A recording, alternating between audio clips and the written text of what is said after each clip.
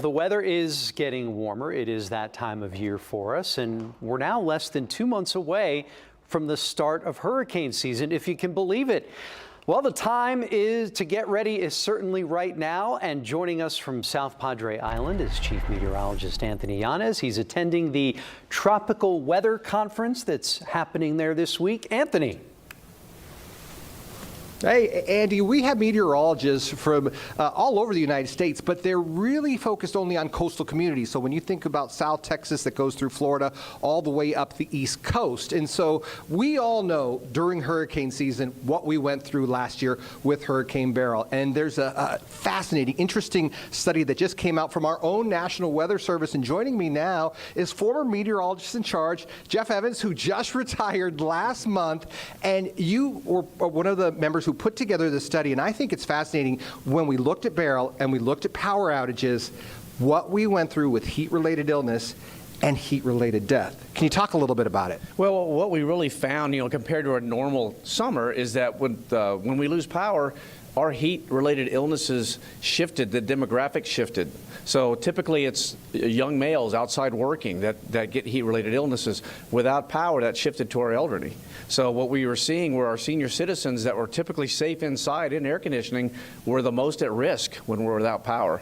And what's fascinating, we often give the message, hey, you got to hunker down, stay inside with the storm, but we found with Beryl that when they did that and you lost power, that was actually the worst place to be. Absolutely, especially with apartments and multi dwellings with lots of homes where the heat would rise up to that building and it wouldn't be able to escape. So yeah, it's definitely a different message when you're without power. We saw that with the February 21 winter storm as well. So what is the message for all of us who are watching, went through Beryl, and we want to have lessons learned? What do we need to know for next time? Because we know no matter what, we're going to lose power. And I think that's a big piece. And I think people need to understand when we lose power ahead of a hurricane or with a hurricane, it's going to be prolonged. That's just the way it works. But we've got to be able to check on our families, check on our neighbors, get to know your neighbors. We got to know everyone during the COVID when we were all at home.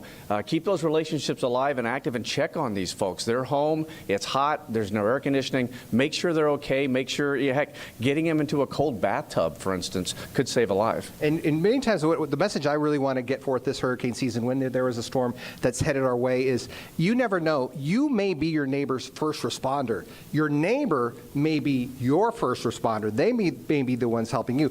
But how important is it for us to know our immediate community, our neighbors, and we say check on them, but really, to really do that. Yeah, absolutely. That's a very important message in all disasters, no matter what it is. When you really boil it down to it's neighbors helping neighbors.